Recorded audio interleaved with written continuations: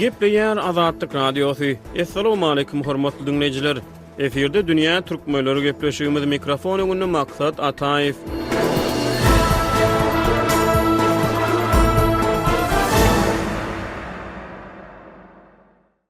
12-nji noýabrda Türkiýe Döwletleri Guramasynyň Istanbulda geçirilen 8-nji sammitinden çykyşyna Türkiýanyň prezidenti Recep Tayyip Erdoğan gurama agza ýurtlary dil, düşünje we amal birliginden uğralyp özara hyzmatdaşlygy ösdürmäge çagyrdy. Aslında Erdoğanyň Türkiýe döwletleriň arasyny öňe sürýän dil, düşünje we amal birligi düşünjesi postsovet kiňişliginde ýaşaýan türki halklary üçin kefek däl. Türki halklaryň arasyna dil, düşünje we amal birligi adylgysyny ilkinji bolup görnükli tatar ýazyjysy, neşriýatçy we magarifçi Ismail Gasparaly orta atdy. 20-nji asyryň başlaryny türki halklaryň arasyny milli oýanyşyň, täzeçiligiň, jedidçiligiň simwoluny urulan tatar ýazyjysy türki dilli giňişlikde täze bir akymyň, täzeçiligiň, jedidçiligiň simwoluny uruldy. Megerem Türk prezidenti Recep Tayyip Erdoğanyň Türkiýe Döwletleri Guramasynyň sammitininden çykyşyna Gasparalynyň dil, düşünje we amal birligi ýörelgesine salgylanmagy tötenlik däldir. Ilmi we edebi çeşmelere görä Ismail Gasparaly hususan Rus imperiýasynyň düdümine giren türki dilli halklaryň intelligensiýa wekilleriniň arasyna jedidçilik akymynyň öň başçysy hökmüne tanalypdyr. Eýsem jedidçilik akymynyň maksady nämedi? Bu akym haçan we nähili şertlerde döredi? Haýsy giňişliklere täsir etdi? Nähili ýygy galdyrdy? Jedid wekilleriniň soňky täleği nähili boldy? Türkmen intelligensiýa wekillerinden kimler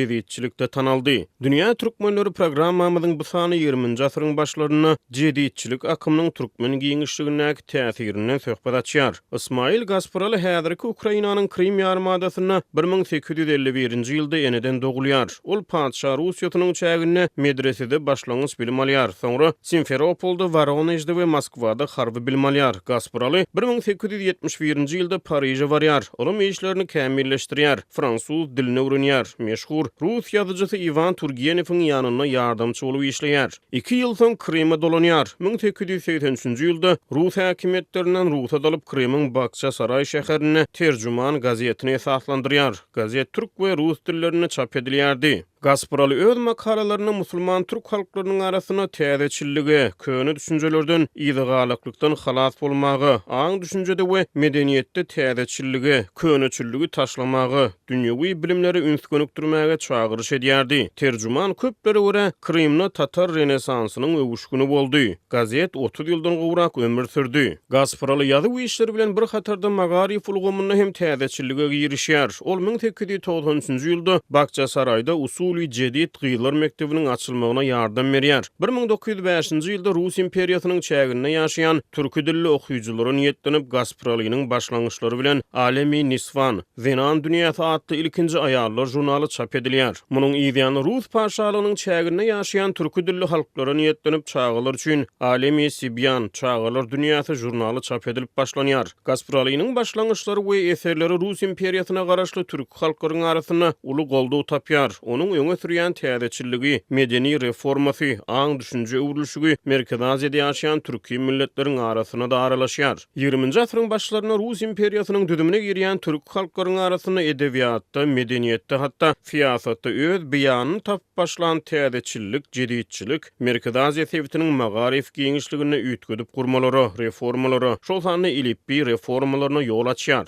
Jedid hereketiniň intelligensiýa wekilleri musulman mekteplerine bilim sistemasyny üýtgetmegi, täze ulgamlary ornaşdyrmagy, dil öwrülüşigini, sewitde täze mektepleri, neşriýatlary, teatrlary, jemgyýetçilik hemde medeni institutlary döretmegi maksat edinýärler. Jedidler bu gurallaryň üstü bilen Türkistany giňişligine şol döwürler 20-nji asyryň başlaryna jedid ynanjyna görä türki halklaryň arasyna ýoň bolan ýygygalyklygy ýeňip geçmegi maksat edinýärdi. Türkiýede Kavkaz ýurtlaryna Krym tatarlarynyň arasyna galyp berse-de häzirki Özbegistana, Gazagystana we Sewitiň beýleki ýurtlaryna 100 ýyl gowrak mundan ozal täze akym, aň öwrülüşigi, jedidçilik hereketi kemala geldi. Jedid hereketiniň türkmen intelligensiýa wekilleriniň arasyna belli ýazyjylar, magarifçiler, dilçiler we alymlar bolan Abdulhakim Gulmuhammedow, Kümüşaly Böreýew, Seyit Murat Öwezbaýew, Muhammed Geldiýew, Uraz Mehmet Wepaýew, Berdi Kerbabaýew, Garaja Brunow, Molla Murty, Durdugylyjy, Kör Mollany, Şemseddin Kerimini, Muhammed Gulu Atabaýogluny we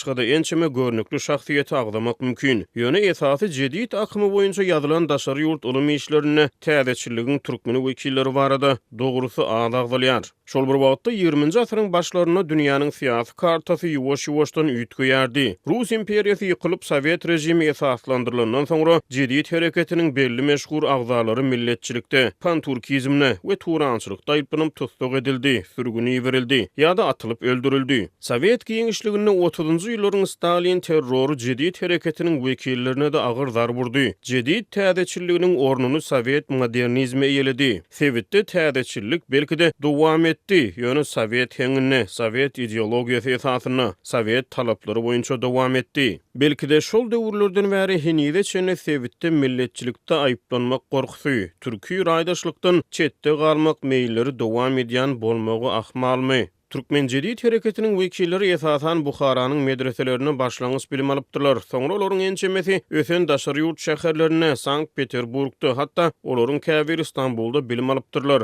Pragada ýaşaýan türkmen ýazgysy Hudaýberdi Haly häzirki Türkmenistanyň jedid hereketiniň döreşi, şol döwrüň taryhy zerurlyklary barada gurrun berýär. İlki bilen şol jedidçileriň öňe çykmagynyň taryhy zerurlygy, şol adamlaryň ählisinde täze Türkmenistan döwletini döretmek höwesi bolupdyr. Her nähili bolsa da, her niç kynam bolsa, biz hökman Türkmenistan döwletini döretmeli diýip öňe çykypdyrlar.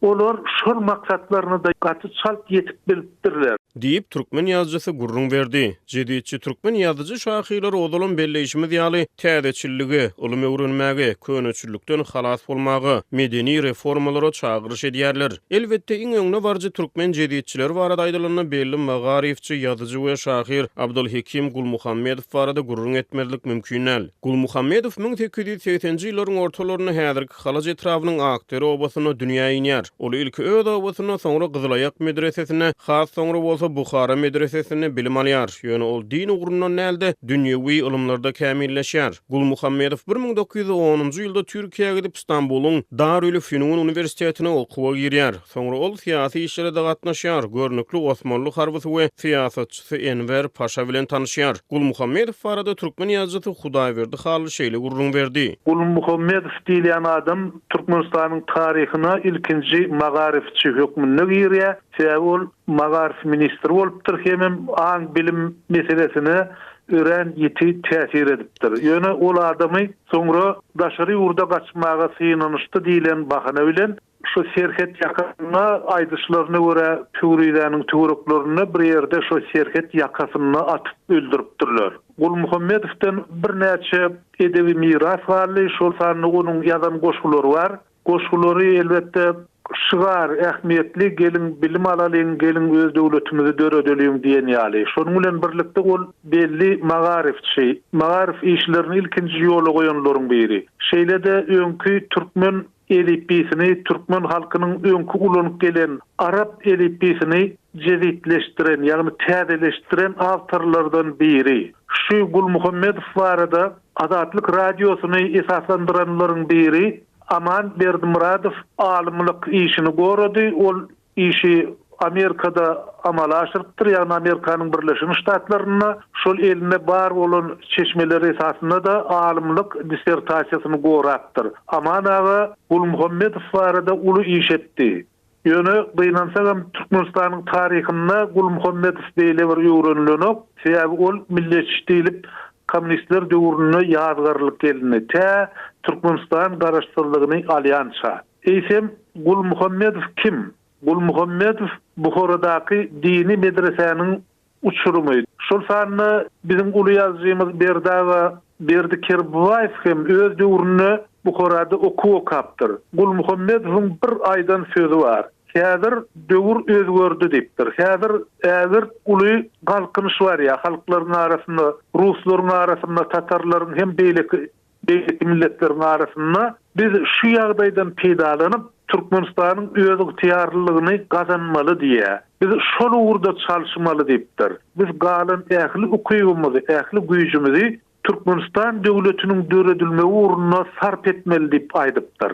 Yine ol şol sözüne de gaýdyp gelipdir. Şonuň bilen birlikde de magarif işinde halkyň aň bilime gelmek işinde gaty köp iş edipdir. Diýip türkmen ýazyjy Hudaýberdi Harly gurrun berdi. Ýazyjy türkmen jediýetçileriniň hataryna Molla Murt hem mysal getirdi. Onuň sözlerine görä Molla Murt Türkmenistan gazeti ilkinji açylaryna şeýle-de Tokmak jurnalyna dörejilik bilen meşgulanypdyr. Molla Murt şahyrçylyk bilen bir hatarda suratkeşlik bilen hem meşgulanypdyr. Häzir Molla Murt'un edebiýat okuw kitaplaryna portretining awtory onuň özi ekeni. Edebiýat kitaplaryna Molla Murt portreti awtoportret ekeni. Türkmen ýazyjysy Berdi Kerbabaýew suratkeşlerden Bäşim Nuralyny, jedid harby wekillerinden siýasatçylardan Seyitmurat Uwezbaýew mysal getirdi. İlkinji türkmen jediýetçileriniň tagallalary bilen 1920-nji ýyllaryň ahyrlaryna latin elifbis kabul edildi. Türkmen jediýetçileri barada gurrun edilen esasan türkmen topragynyň Rus paşalygynyň düzümine, Türkistan general gubernatorlygynyň ýetýärine bolan nöwrüne öňe weseni we bilim alan hem eserleri bilen ýygy galdyran şahsiýetler barada gurrun edilýär. Meselem 1885-nji ýylda şol wagtky Zakaspy oblastynyň Aşgabat uyezdine degişli Nohur obasyny dünýäinen Muhammed Ataway ogly 1905-nji ýylda Bäherdiniň yerli mektebi internatyny tamamlaýar.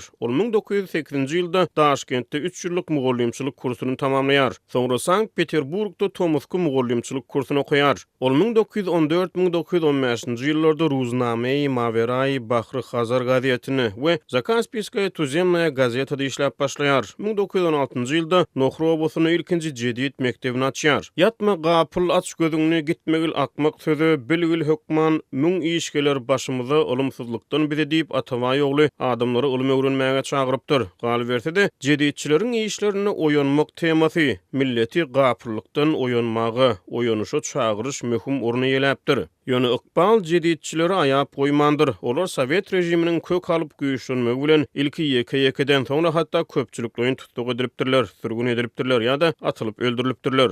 Şol Adamlaryň köpüsini ýok edipdirler.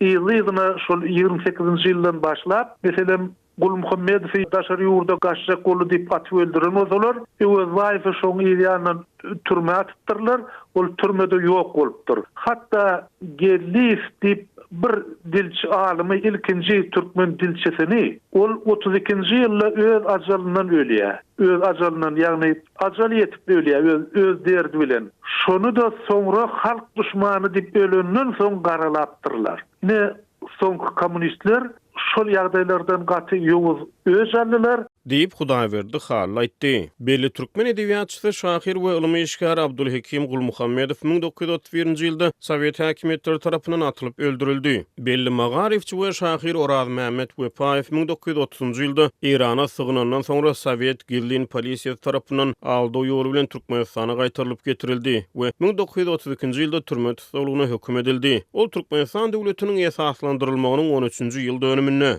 1937-nji ýylyň 27-nji oktýabr güni Sowet türmesine atylyp öldürildi. Türkmen dil biliminiň düýbüni tutanlaryň biri bolan dilçi alim Kümüşaly Böreýew milletçilikde aýyplanıp 1932-nji ýylda 10 ýyl möhlet bilen Sowet häkimetleri tarapyndan türme tutulgyna hökm edildi. Dürli çeşmelere görä 1942-nji ýylda atylyp öldürildi. 1928-nji ýylda Kümüşaly Böreýew bilen birlikde türkmen diliniň ilkinji latin elifbisini taýýarlanan dilçi alim Muhammed Geldiýew milletçilikde we pan-türkizmde aýyplanıp bolşewikler tarapyndan halk düşmany ýylan edildi we ahir soňy ýyzarlamalara çydaman 1931-nji ýylda durly maglumatlara görä aw uçup öz janyna kastetdi. Ýöne ýazyjy Hudaýberdi Harlynyň çaklamalaryna görä Geldiýew öz ajalyny ölüpdir. Dilçi alim Allaguly Garakanow 1931-nji ýylyň fevralyna Sowet häkimetleri tarapyndan atylyp öldürildi. Dramaturg Şemsetdin Kerimi KK-nyň bir mektebinde belli ýazyjy Berdi Kerbabaýew Garaja Burunow daglar bilen bile okuýardy. Soňra Sankt Peterburgyň Gündogary Uruniş institutuny Abdulhakim Gulmuhammedow, Abdullah Geleňew daglar bilen bile ulymy öwrenýär. Edebiýatçy 1931-nji ýylda milletçilikde aýyplanıp 3 ýyl möhlet bilen Özbegistana sürgün edildi. Sürgün edilenleriň arasyna Berdi Kerbabaýew, Garaja Burunow daglar hem bar ekeni. Jediýetçi dramaturg Kerimi 1937-nji ýylyň awgustyna NKVD-nyň karary bilen 44 ýaşda atylyp öldürildi.